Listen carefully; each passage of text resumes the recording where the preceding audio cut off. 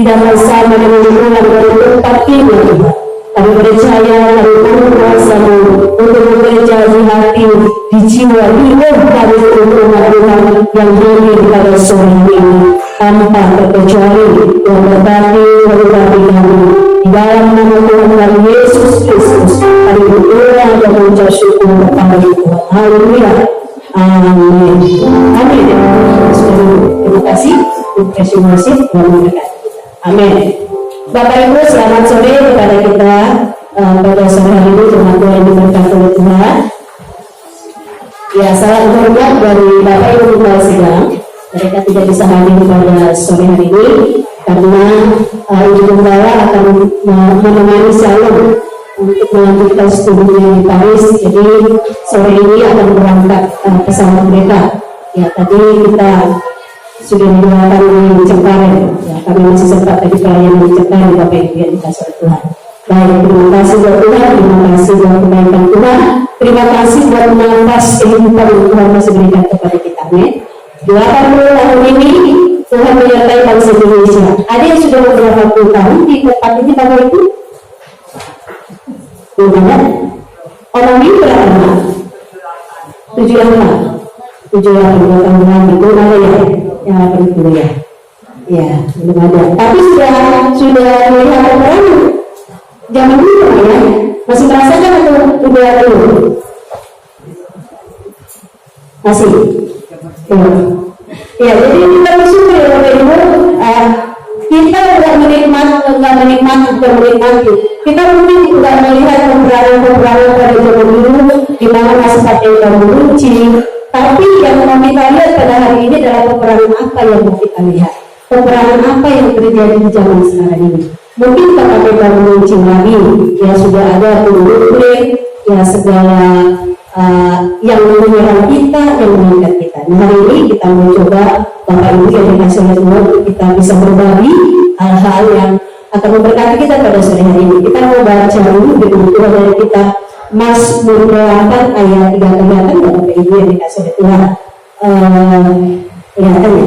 Ya Bapak Ibu baca ayat, bukalah Alkitabnya. Kalau masih ada Alkitab manual boleh, kalau masih ada teks sucinya boleh, tapi tolong jangan dibuka kemana-mana. Ya, fokus kepada ibadah kita hari ini sebentar saja Bapak Ibu yang dikasih oleh Tuhan. Tapi saya percaya firman Tuhan pada hari ini akan sangat memberkati kita. Amin. Mengingatkan dan meneguhkan kita semua yang hadir pada hari ini. Doa saya, doa kami Bapak Ibu yang dikasih oleh Tuhan, ketika kita mendengarkan firman Tuhan tidak akan pernah kembali dengan sia-sia. Amin. Karena itu pasti berulang tepat pada waktunya. Nah, hari ini Bapak Ibu yang dikasih oleh Tuhan, kita mau lihat dulu dari kitab Mazmur 8 ayat 3. Saya buat tema kita pada hari ini adalah melayani Tuhan dengan hati yang merdeka dan ayo melayani Tuhan selagi masih ada kesempatan. Nah, kita membaca dari kitab Mazmur 8 ayat 3, 2, 3. Ya, dari mulut bayi-bayi dan anak-anak yang menyusu telah kau letakkan dasar kekuatan karena lawanmu untuk membungkam musuh dan pemberontak. 2 Raja-Raja 5 ayat 2. Kita mau baca 2 Raja-Raja 5 ayat 2. Orang Arab pernah keluar bergerombolan dan membawa tertawan seorang anak perempuan dari negeri Israel. Ia menjadi pelayan pada istri Naaman. Bapak Ibu yang dikasih oleh Tuhan, firman ini cuma 2 ayat, tapi panjang penjelasannya. Kita melihat nanti kaitannya kepada bangsa kita Indonesia, kaitannya kepada kita seluruh umat Tuhan. Apa sih berkat apa sih yang mau kita bawa pada sore hari ini, Bapak Ibu yang dikasih oleh Tuhan? Bagi yang sudah atau yang sedang mengerjakannya pada hari ini, saya percaya kembali diteguhkan dengan percaya kita bahwasanya apa yang sudah kita lakukan, apa yang sudah kita kerjakan itu tidak sia-sia di mata Tuhan. Jadi Bapak Ibu yang dikasih oleh Tuhan, hari ini tempatnya kita merayakan hari kemerdekaan kita yang ke-80 tahun. Sudah lumayan panjang. Kalau untuk manusia udah umur panjang ya Bapak Ibu yang dikasih oleh Tuhan. Jadi bangsa kita juga sudah lumayan panjang umurnya ketika sudah merdeka Bapak Ibu. Jadi kita bersyukur atas bangsa kita. Bapak Ibu bersyukur nggak menjadi warga negara Indonesia? Bersyukur ya, walaupun banyak mungkin yang tidak sesuai yang kita lihat belakangan ini, tapi kita bersyukur. Apalagi di momen hari ini tepatnya di tanggal 17 Agustus jatuh di hari Minggu. Tentu seluruh umat Tuhan yang beribadah pada hari ini mereka ucapan syukurnya kepada Tuhan. Betapa sangat luar biasanya bangsa kita, ribuan mungkin yang berdoa untuk bangsa ini di hari tanggal 17. Kita bersyukur kepada Tuhan Bapak Ibu. Jadi kita doakan terus supaya apa? Supaya bangsa kita Indonesia senantiasa ada dalam lindungan Tuhan. Amin. Walaupun Tuhan membawa hati kita, kenapa bisa seperti ini? Tapi bagian kita sebagai umat yang percaya kepada Tuhan adalah mendoakan bangsa ini supaya bangsa kita Indonesia ada di dalam perkenanan dan pernikahannya. Jadi saudara-saudara dikasih oleh Tuhan, hidup kita ini singkat. Kalau mungkin kita lihat kalau kita tanya orang-orang tua yang dulu yang masih hidup di dalam merasakan ini peperangan, kalau kita tanya kalau masih ada yang hidup sampai pada hari ini, mungkin berkata hidup itu singkat. Tak terasa ternyata sudah 80 tahun merdeka Indonesia. Kita sudah demikian Bapak Ibu yang dikasih oleh Tuhan. Mungkin orang yang paling panjang mungkin daripada kita pada sore hari ini. Kalau kita tanya orang ini, kayaknya hidup ini singkat ya namanya.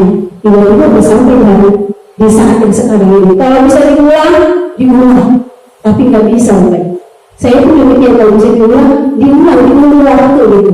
Ya, tapi nggak bisa Bapak Ibu yang dikasih oleh Tuhan. Karena itu Bapak Ibu yang dikasih oleh Tuhan, kesempatan tidak selalu datang ulang. Banyak orang berpikir nanti saja saya melayani kalau sudah tua, atau kalau sudah mapan, kalau sudah banyak waktu. Tetapi benar-benar Bapak Ibu yang dikasih oleh Tuhan, kesempatan untuk melayani Tuhan bisa datang dalam bentuk yang tidak kita sangka dan waktunya bisa sangat singkat. Mungkin Bapak Ibu punya pengalaman ya, singkat tapi tepat. Kita kali ini peran daripada perempuan gadis kecil itu bisa membawa keselamatan untuk seorang prajurit jenderal yang sangat luar biasa bangsa Aram, Bapak Ibu. Kita mau lihat dalam Mazmur 8 ayat 3 bacaan kita tadi, dikatakan kita melihat Tuhan memakai mulut bayi untuk membungkam musuh. Tuhan bagian di sini, Tuhan memakai mulut orang tua, Tuhan memakai mulut para pelayan-pelayan Tuhan, tapi Tuhan ambil dari yang paling lemah, dari yang paling kecil, yang tidak bisa mungkin berkata apa-apa, yang tidak bisa melakukan ibaratnya seperti anak sekolah dulu. Tapi Tuhan bilang, Tuhan memakai mulut bayi untuk membungkam musuh. Di dalam 2 Raja-Raja 5 ayat 2 tadi dikatakan seorang gadis kecil yang tidak disebutkan namanya, seorang tawanan. Dia seorang tawanan perang karena bangsa Israel berperang dengan bangsa Aram, sehingga anak kecil gadis kecil itu mungkin sebesar si Karolin ya, itu dibawa tuh, ditawan. Karena seorang anak kecil ditawan. Jadi seorang tawanan perang dipakai untuk menjadi awal mujizat besar bagi Naaman. Naaman itu seorang jenderal. Kalau bisa mungkin dikatakan seperti Bapak Sulistyo Sigit mungkin ya. Seperti itulah Naaman ini. Ditawan dia seorang gadis, tapi seorang bayi membuka mulut musuh. Seorang gadis kecil melakukan perkara mujizat, melaluinya terjadi mujizat. Kita akan lihat Bapak Ibu yang dikasih Tuhan. Jadi kita melihat dari kedua anak ini, dari peristiwa ini, dari bayi sampai gadis yang kecil ini, tidak ada alasan untuk menunda dalam pelayanan. Tidak ada alasan bagi kita untuk tidak menyatakan kasih Tuhan. Dia mereka mempergunakan waktu dan kesempatan ini, khususnya si gadis kecil.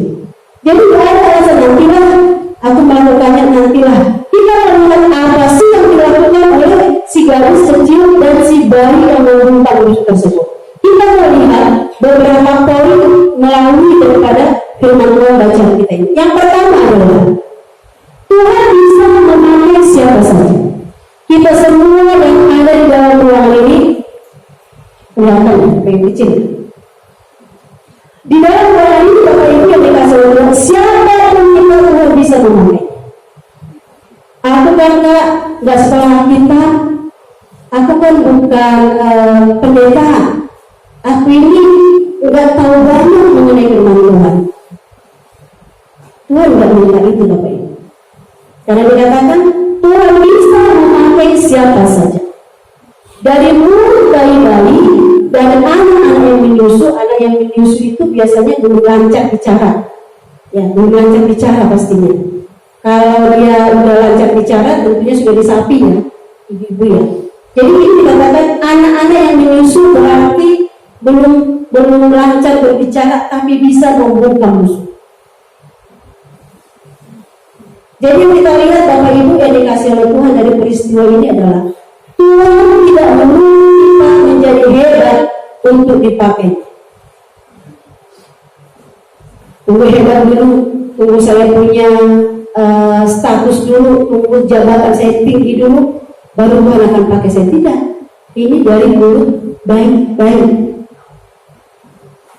Dan gadis kecil, tawanan di rumah Naaman tidak punya kekuasaan, namanya tawanan Bapak Ibu.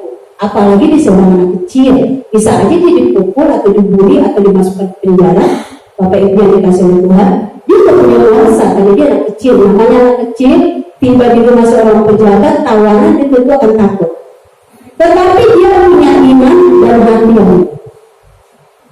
Kalau orang yang sudah punya hati yang menolong, kalau orang yang bilang hatinya bersih, kemana pun dia dilemparkan, tetapi hatinya bersih.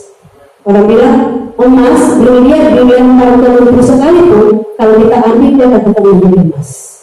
Gadis kecil ini, ya, dia punya iman dan hati yang baik. Contoh lain yang kita lihat dalam Alkitab Bapak Ibu adalah Yusuf. Yusuf dipakai Tuhan bahkan saat masih muda. Ya rata-rata yang dipakai Tuhan itu adalah orang muda, bukan berarti orang tua nggak dipakai. Kita lihat juga nanti ada orang tua yang dipakai. Yusuf dipakai Tuhan itu pada saat masih muda, Bapak Ibu. Ya setia di rumah Potifar. Di rumah Potifar itu dia sebagai pelayan. Ya pelayan di rumah Potifar, dia banyak memberikan segala sesuatu, tapi dia adalah seorang pelayan yang sangat cekatan. Sehingga apa? Si tante Potifar tadi suka sama dia. Sampai dia di penjara hingga masuk ke istana. Contoh yang lain adalah Daud, dia juga dipakai oleh Tuhan di Sri saat melakukan Goliat. Maria, gadis muda yang bersedia dipakai Tuhan menjadi ibu Yesus. Jadi dari kisah ini, dari tokoh-tokoh yang ada ini, Bapak Ibu yang dikasih oleh Tuhan, kita melihat tidak mesti hebat dulu baru dipakai oleh Tuhan. Yusuf, Daud, Maria tidak Tuhan tunggu mereka sampai menjadi orang yang hebat, tapi bisa dipakai oleh Tuhan dengan luar biasa. Jadi tidak perlu menunggu dulu kita punya jabatan di gereja. Ibu saya dulu sebagai misionaris, sebagai majelis, atau sebagai pemimpin konsel, atau sebagai ketua ibadah, atau punya status dari gereja baru aku bisa melayani. Tidak, Bapak Ibu. Bukan karena jabatan kita ada di gereja hebat baru kita bisa melayani Tuhan. Pelayanan kita itu bisa berupa senyum, telinga yang mendengar. Bapak Ibu yang ada di tempat ini yang suka, yang betah mendengar curhatan orang, itu pelayanan. Karena gak semua orang betah mendengar orang curhat. Ada udah sih, cepatlah. Itu aja gak bisa diselesaikan. Nah kalau betah ada yang mendengarkan, bisa mendengar. Karena ada banyak jemaat Tuhan yang ingin curhat, tapi kadang-kadang telinga saya pribadi terbatas untuk mendengar. Karena saya gak betah lama-lama mendengar orang curhat-curhat.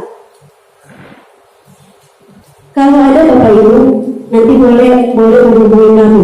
Supaya apa? Ada banyak jemaat ini yang perlu didengar. Hanya untuk didengar aja. Itu adalah sebuah pelayanan. Berdoa bagi orang sakit atau kata-kata yang menguatkan. Itu pelayanan Bapak Ibu. Jadi nggak mesti seperti kami di depan ini, enggak ya, enggak Bapak Ibu. Tapi memang harus ada di sini. Kalau nggak ada tim PW, kita nggak bisa melaksanakan ibadah kita. Tapi nggak semua harus tim PW. Kita senyum, tim asal, kalau nggak ada tim asal nanti nggak ada yang absensi, nggak ada nanti yang mengarahkan ke tempat duduk. Harus ada. Itu pelayanan. Senyum ke kanan kiri itu pelayanan Bapak Ibu yang dikasih. Jadi jangan dulu hebat dulu untuk kita bisa dipakai oleh Tuhan. Jadi kita yang ada di ruangan ini, sebelum kita bisa dipakai oleh Tuhan ya Bapak Ibu ya. Bisa ya. Senyum dulu kanan kiri muka belakangnya. Ayo mari senyum dulu. Ya karena kalau senyum Bapak Ibu ini otot muka kita ini akan longgar ya, supaya berseri-seri. Nah yang kedua adalah kesempatan tidak selalu datang dua kali. Kesempatan tidak selalu datang dua kali Bapak Ibu yang dikasihi oleh Tuhan. Ya, kita melihat Bapak Ibu dikatakan di dalam kitab 2 Raja-Raja 5 ayat 2 tadi, ia menjadi pelayan pada istri Naaman. Siapa tadi Bapak Ibu? Itu seorang gadis. Gadis kecil itu tidak menunggu waktu lama untuk bertindak. Bapak Ibu tahu kisah Naaman ya? Tahu ya? Pasti tahu lah ya. Karena kan kita udah tiga kali khatam baca Alkitab ya Bapak Ibu. Kalau saya baca firman Tuhan pendalaman Alkitab ini kita juga mau tahun yang keempat itu khatam baca Alkitab. Tentu tahu kisah Naaman. Naaman ini seorang jenderal, tapi dia punya penyakit kulit. Ya penyakit kulitnya itu parah penyakitnya. Yang namanya ada penyakit, apalagi dia seorang pejabat, tentu ditutupin. Ya, Kalau bisa mukanya ini kulit itu, jangankan Bapak Ibu penyakit kulit kita aja kalau jerawatan kita tutupin dengan segala macam caranya untuk menutupinya. Nah, si Naaman ini dia punya penyakit kulit, ya, dia punya penyakit kulit, tetapi si gadis kecil itu memberikan informasi kepada nyonyanya, bukan dia. Dia memberikan informasi, coba kalau Naaman pergi ke Nabi di Israel, dia pasti akan sembuh. Seorang anak kecil, dia nggak takut, padahal dia seorang tawanan. Yang namanya kita mungkin anak kecil kalau dilihat ada seorang tentara atau polisi dengan pakaian lengkap senjata itu, mungkin dia akan merasa takut. Tapi anak kecil ini, dia datang, dia jumpai si nyonya itu, dia bilang, kalau Naaman pergi untuk ke Israel, ada nabi di sana, dia pasti akan sembuh. Jadi dia mempergunakan kesempatan itu kepada nyonyanya supaya tuannya itu bisa sembuh. Dia nggak menahan dirinya untuk tidak melakukan hal yang baik. Dan melalui perkataan daripada si gadis itu, kita melihat Naaman disembuhkan oleh Tuhan. Bukan hanya disembuhkan, Naaman percaya kepada Tuhan Yesus dengan ucapan yang sedikit, dengan ucapan yang sederhana, tapi melalui itu Naaman diselamatkan. Jadi kesempatan tidak selalu datang dua kali ya Bapak Ibu yang dikasih Tuhan. Nah, contoh yang lain di dalam Alkitab adalah Ratu Esther. Ratu Esther juga pasti kita tahu bagaimana dia bergumul untuk menyelamatkan bangsanya. Ya, dia mengambil risiko demi bangsanya Bapak Ibu supaya tidak dimusnahkan. Contoh lain adalah Filipus, di mana Filipus ini mendengar suara Roh Kudus, dia langsung menaati perintah itu untuk menemui sida-sida di Etiopia. Sida-sida itu juga seorang pejabat. Dan melalui pelayanannya, sida-sida yang hadir di Etiopia ini diselamatkan oleh Tuhan. Dan hari itu dibaptis. Karena dia mendengar, dia langsung melakukan, bercuk dia. Dan apa yang terjadi Bapak Ibu? Sida-sida itu diselamatkan oleh Tuhan. Yang contoh berikutnya adalah Petrus dan Yohanes. Dia tidak menunda untuk mendoakan orang lumpuh di gerbang indah.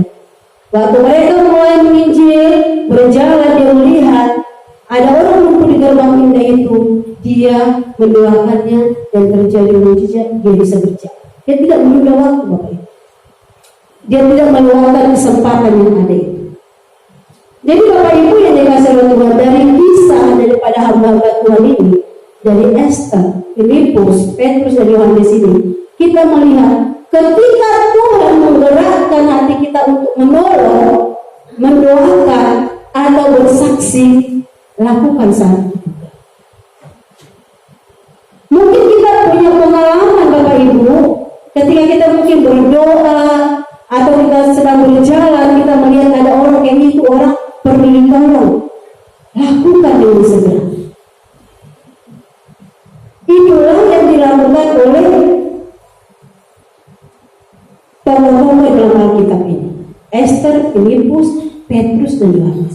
Jangan melewatkan kesempatan ketika Roh Kudus bicara untuk kita melayani atau menolong orang lain. Karena kita nggak tahu memang dia sedang membutuhkan pertolongan kita, atau memang kita sedang diutus Tuhan untuk menolong mereka. Karena kesempatan tidak datang. Kalaupun ada ya kesempatan itu, pasti dengan suasana yang sudah berbeda, tidak sama lagi, momennya tidak sama. Jadi terkadang kita hanya punya momen emas itu beberapa menit untuk menjadi seorang kita. Kalau kita berdoa, Tuhan berkata, tiba-tiba muncul nama itu, nama seseorang. Kita dulu, kita telepon, gimana kabarmu? Ternyata dia sedang mengalami kesulitan. Dengan kita, karena kita taat mendengarkan suara Roh Kudus dan kita mau untuk menolong atau mendoakan orang tersebut sehingga orang tersebut terselamatkan. Bisa saja mungkin ingin bunuh diri atau mungkin bisa saja sedang dalam putus asa, tapi ketika kita berdoa terus bicara kepada kita, nama itu tolong telepon dia. Ketika kita melakukan itu Bapak Ibu, mungkin sedang bunuh diri, putus asa, kita mendoakannya dia terselamatkan. Coba tadi kita telepon dia, mungkin dia melakukannya tidak terselamatkan. Jadi kesempatan tidak selalu dalam yang tahu. Kalau Anda sudah memiliki begini. Jadi kalau masih berikan kita kesempatan pada hari ini untuk dalam beribadah kepada Tuhan, melayani Tuhan, ayo kita lakukan. Karena nggak sama untuk namanya. Nggak sama Bapak.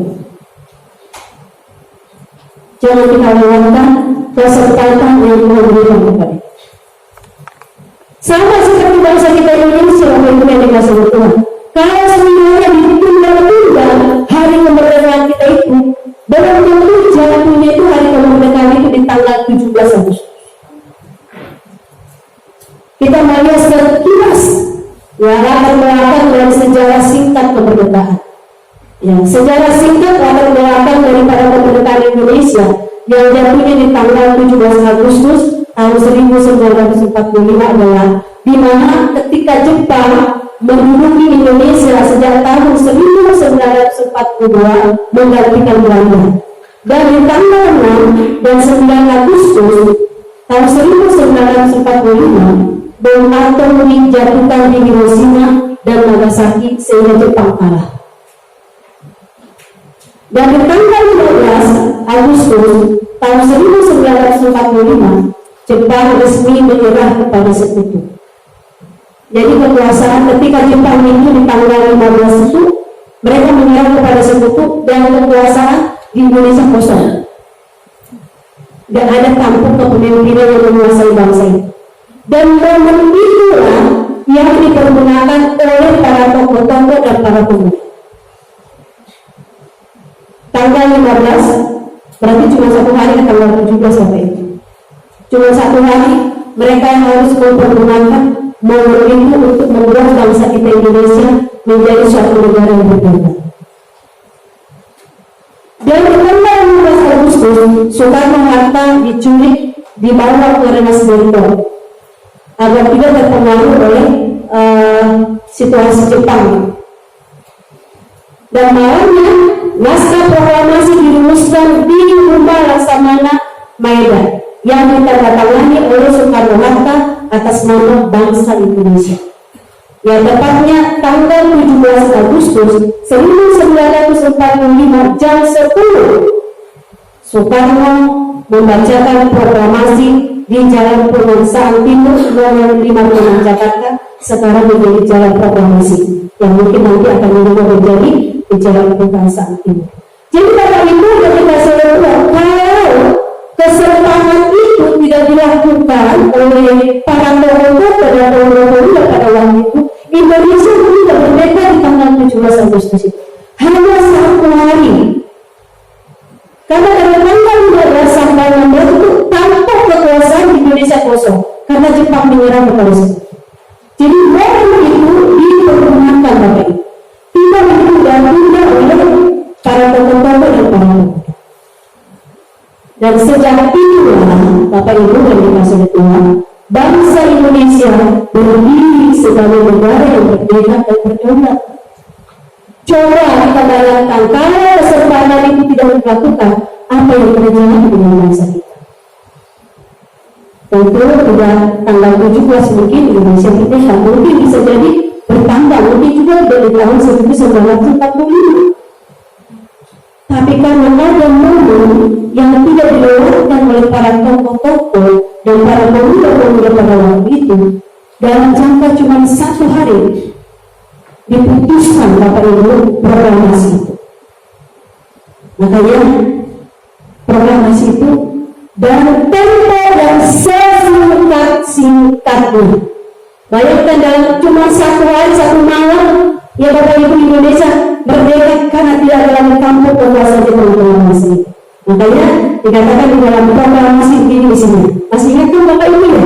Isi dalam proklamasi saya bacakan ya Bapak Ibu, sudah terlihat di layar. Dikatakan ini. Proklamasi kami bangsa Indonesia dengan ingin menyatakan kemerdekaan Indonesia.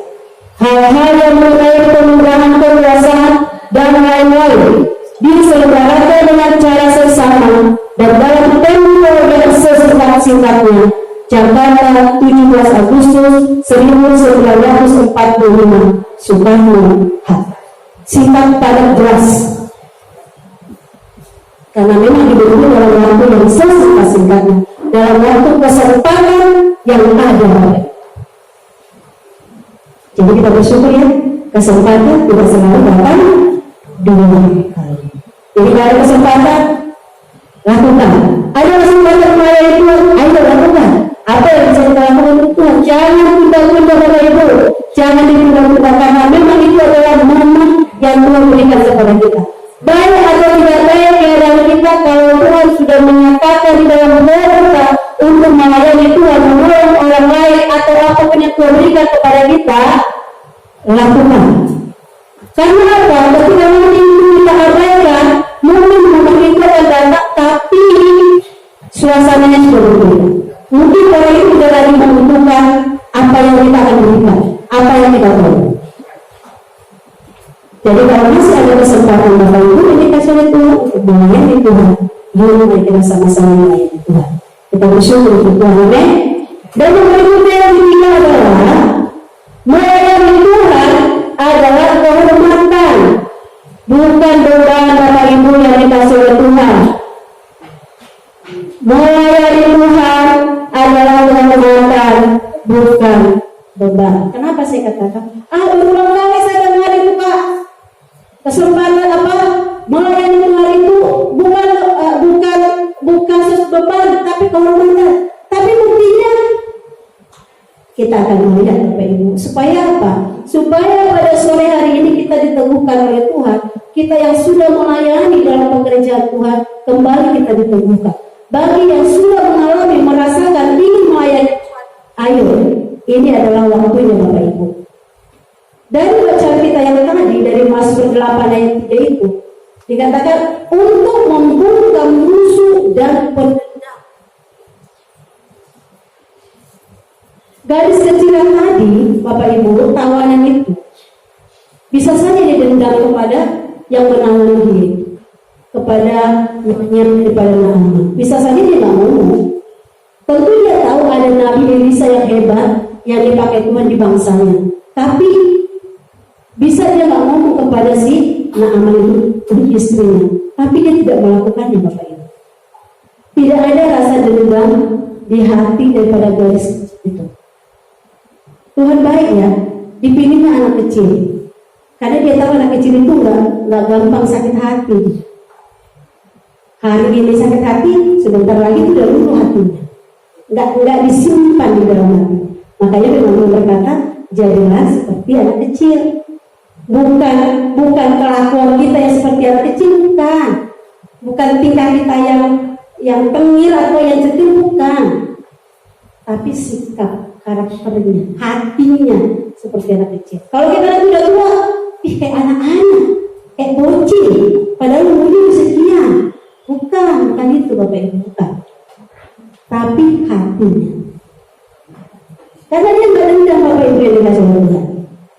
Tapi dia memilih untuk mengasihi dan menolong. Jadi Bapak Ibu, melayani Tuhan berarti memuliakannya dan mengalahkan pekerjaan. Ini penting bagi kita seluruh para pelayan-pelayan Tuhan. Ingat ini Bapak Ibu, para pelayan-pelayan Tuhan secara khusus. Ini pesan bagi kita Bapak Ibu, para pelayan-pelayan Tuhan. Melayani Tuhan berarti memuliakannya dan mengalahkan pekerjaan iblis. Jangan pernah beri celah kepada iblis Bapak Ibu yang dikasih oleh Tuhan. Khususnya para pelayan-pelayan. Ada persoalan Bapak Ibu, tetap melayani Tuhan. Karena kita itu menghancurkan pekerjaannya, kita nggak memberi celah kepada pekerjaan iblis. Tetap teguh di dalam panggilan panggilannya. Karena apa? Tuhan tidak pernah berhutang kepada kita, Bapak Ibu yang dikasihi Tuhan. Tuhan akan berkati, Tuhan akan lakukan perkara-perkara mujizat di kehidupan kita. Apa yang sudah dilakukan terkhusus kepada seluruh para pelayan-pelayan Tuhan pada sore hari ini, tidak ada yang sia-sia, Bapak Ibu. Layani Tuhan. Ada persoalan, tetap layani Tuhan. Karena apa? Selain kita memuliakan Tuhan, Bapak Ibu, kita mengalahkan pekerjaan iblis. Jadi seluruh para pelayan Tuhan harus teguh imannya. Tuntunannya beda kepada kita, Bapak Ibu. Enggak sama dengan jemaat. Jadi kita harus teguh untuk bisa teguh dalam Tuhan, di dalam panggilan Tuhan ini, Bapak Ibu. Tidak ada cara selain dari baca Alkitab, doa setiap hari. Kita adalah barisan-barisan pertama dalam gereja Tuhan untuk kita bisa memproklamirkan daripada pekerjaan Tuhan untuk mengalahkan pekerjaan iblis. Kalau kita saja lemah, Bapak Ibu, bagaimana dengan jemaat Tuhan? Makanya selalu saya kadang sampaikan, ayo jangan beri celah kepada iblis. Jangan beri celah kepada iblis. Karena Bapak Ibu yang dikasih oleh Tuhan, kalau kita beri sedikit celah kepada iblis, kita yang selama ini sudah gencar-gencarnya mengusir dia, pelayan-pelayan Tuhan, di setiap doa kita, di setiap pelayanan kita usir dia, kita buka celah, dia cepat itu masuk. Ini kau selama ini usir saya, kali ini saya akan porak-porandakan. Makanya setiap kalau ada pelayan Tuhan, Bapak Ibu, kalau dia untuk tidak melayani, saya bilang jangan kasih kesempatan kepada iblis. Jadi para pelayan-pelayan Tuhan teguh dalam Tuhan, teguh dalam panggilannya. Karena apa, Bapak Ibu? Apa yang sudah kita berikan ini, Bapak Ibu yang dikasihi Tuhan, sampai nanti kita di ujung jalan kita, di ujung perjalanan iman kita ini, biarlah Tuhan berkata kepada Tuhan, kepada kita, sahabaslah hai engkau hambaku yang setia, masuklah dalam kesukaan Tuhan. Biar itu kita dapati, Bapak Ibu. Apa sih yang kita mau di dalam hidup kita ini? Kalau kita lihat hidup tidak akan semakin lebih baik, tidak, Bapak Ibu. Tapi yang membuat kita kokoh di dalam Tuhan adalah pelayanan kita kepada Tuhan. Bilang sama Tuhan, Tuhan, temukan aku sedang mengerjakan panggilan Tuhan di dalam kehidupan saya. Sampai nanti di ujung perjalanan iman saya, Engkau berkata kepadaku, sabarlah hai hambaku yang setia, masuklah di dalam kesukaan Tuhan. Biar itu kita dapatkan. Ketika Tuhan sudah memanggil kita, atau pada hari nanti Tuhan Yesus datang kedua kali, atau pada nanti Tuhan sudah menjemput kita. Biar itu kita dapatkan, Bapak Ibu. Itu nggak sebentar, itu proses. Kalau umur kita sampai 80 tahun, ya sampai 80 tahun lah perjalanan dengan kita. Kalau umur kita cuma sampai 40 tahun, ya sampai 40 tahun perjalanan kita. Tapi selama masih ada waktu dan kesempatan yang Tuhan berikan kepada kita, yuk kita berjalan. Karena kita tahu di ujung perjalanan iman kita ini ada mahkota kehidupan yang menanti. Jadi khususnya kepada para pelayan-pelayan Tuhan ini, saya mau sampaikan kepada Tuhan, jangan pernah mundur dari pelayanan Tuhan. Jangan pernah mundur. Selain kita memuliakan nama Tuhan, kita memporak-porandakan pekerjaan iblis. Mau ya Bapak Ibu? Mau ya bekerja sama dengan Tuhan ya? Siapa kita? Kita bisa bekerja sama dengan Tuhan. Dipakai Tuhan kita untuk mempermuliakan namanya, untuk memporak-porandakan pekerjaan iblis di tengah-tengah dunia ini. Bukan karena hebat kita, bukan. Siapa kita ini?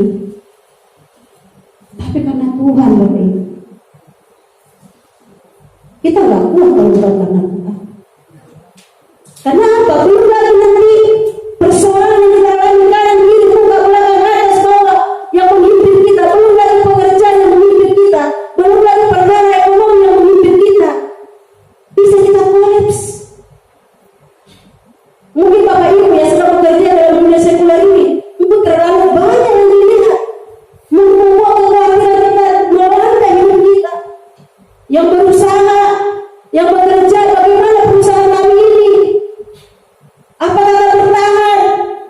Yang buka usaha bagaimana ini? Yang masih membutuhkan pasangan hidup, bagaimana Tuhan masih ada di tengah-tengah dunia ini? Orang-orang yang mengasihi Tuhan,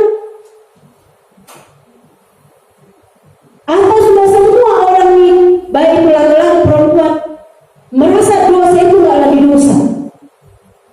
Itu perhubungan bagi anak-anak muda kita, bagi anak-anak kita, supaya apa? Tidak salah dalam memilih jodoh. Jadi Bapak Ibu yang dikasih oleh Tuhan yang sudah pada punya menantu, kalau hidupnya betul-betul dalam mengambil syukur, jadi perlu kita doa, ya.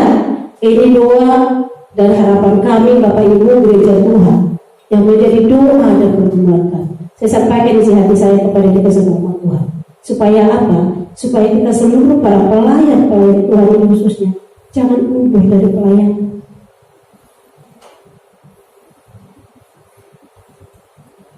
Apapun persoalan kita alami Bapak Ibu, yuk kita lewati bersama.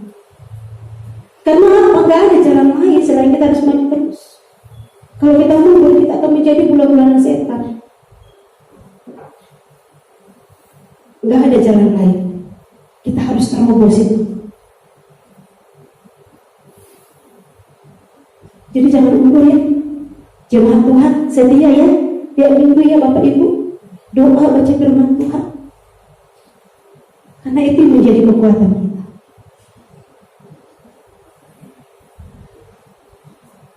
Melayani Tuhan itu adalah kehormatan, bukan beban.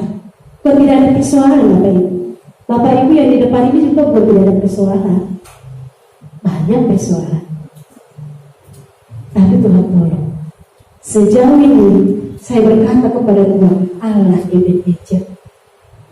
Sampai di detik ini Tuhan masih mau. Contoh di dalam Alkitab Bapak Ibu ini adalah ada orang tua di dalamnya. Yang pertama itu adalah Yunus awalnya menolak untuk datang ke Niniwe supaya Niniwe bertobat. Tapi ketika dia taat kepada Tuhan, seluruh kota itu diselamatkan. Luar biasa. Satu kota diselamatkan karena ketaatan daripada Niniwe, daripada Yunus. Tabita atau Dorcas melayani dengan membuat pakaian untuk janda-janda. Itu hanya bisa dilakukannya. Dan dia pintar menjahit, diberikan itu kepada janda-janda yang membutuhkan. Makanya waktu dia meninggal, dia nangis. Baju yang aku pakai ini dia memberikan.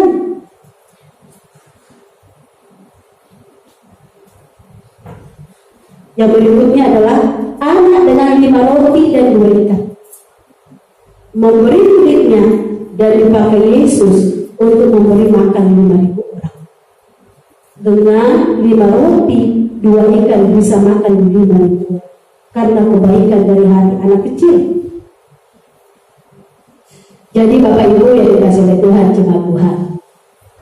Jadi melayani bukan bebannya, satu kehormatan ya Bapak Ibu ya. Yang sudah melayani tetap dalam pelayanan dan semakin maju lagi. Banyak persoalan, banyak kekurangan gereja ini. Pasti banyak, gak usah Bapak Ibu seminggu atau bertahun-tahun dalam gereja ini. Satu hari pun Bapak Ibu melihat ada banyak kekurangannya. Tapi bukan itu yang kita lihat. Kita melayani Tuhan kita karena upah kita dari Tuhan. Amin. Jadi melayani Tuhan adalah kehormatan, bukan beban. Karena itu Bapak Ibu, saat kita melayani, kita bukan hanya membantu orang. Saat kita melayani Tuhan ini, kita itu bukan hanya sekedar membantu orang, bukan sekedar membantu dalam pelayanan gereja Tuhan ini. Tetapi kita sedang memproklamasikan kuasa Tuhan.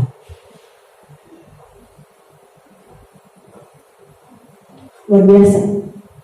Hebat Tuhan kita. Dikasih kita penghargaan legacy, kehormatan yang luar biasa. Kita dipakai Tuhan, dibawa Tuhan kita untuk bisa bekerja sama dengannya untuk memproklamasikan kekuasaan Tuhan. Bukan hanya sekedar membantu gereja ini, bukan. tapi kita dipakai Tuhan untuk memproklamasikan kuasa Tuhan. Dan pelayanan bukan sekedar kewajiban Bapak Ibu, tetapi sebuah kehormatan, kesempatan untuk bekerja sama dengan Tuhan. Luar biasa. Bekerja sama dengan Tuhan itu luar biasa Bapak Ibu. Bapak Ibu yang bekerja di dunia sekuler, bekerja sama dengan para pejabat-pejabat, itu suatu yang sangat luar biasa. Kalau bekerja sama dengan pejabat, tentu proyeknya pun akan lancar. Kita bekerja sama dengan Tuhan. Jadi Bapak Ibu yang dikasih oleh Tuhan, yuk jangan tunda lagi. Mari kita layani Tuhan dengan apa yang kita punya, dimanapun kita berada, selagi kita masih hidup. Amin. Bapak Ibu yang dikasih oleh Tuhan, jangan tunda ya melayani Tuhan ya. Setia ya, apa yang kita punya. Kak, aku hanya punya seni, nggak apa-apa seni. Kak, aku hanya punya waktu, aku nggak bisa lagi mengunjungi, tapi aku bisa menelpon, berdoanya, nggak apa-apa, itu juga pelayan. Supaya apa? Supaya kita ikut memproklamirkan kuasa. Amin. Amin. Demikian teman-teman pada sore hari Bapak Ibu, besar harapan kami di gereja Tuhan, terkhusus kepada seluruh para pelayan-pelayan Tuhan. Jangan undur ya, tetap semangat dalam Tuhan. Yuk yang punya hati dalam melayani, sudah ada di hatinya, jangan tunda-tunda, ayo layani Tuhan. Amin.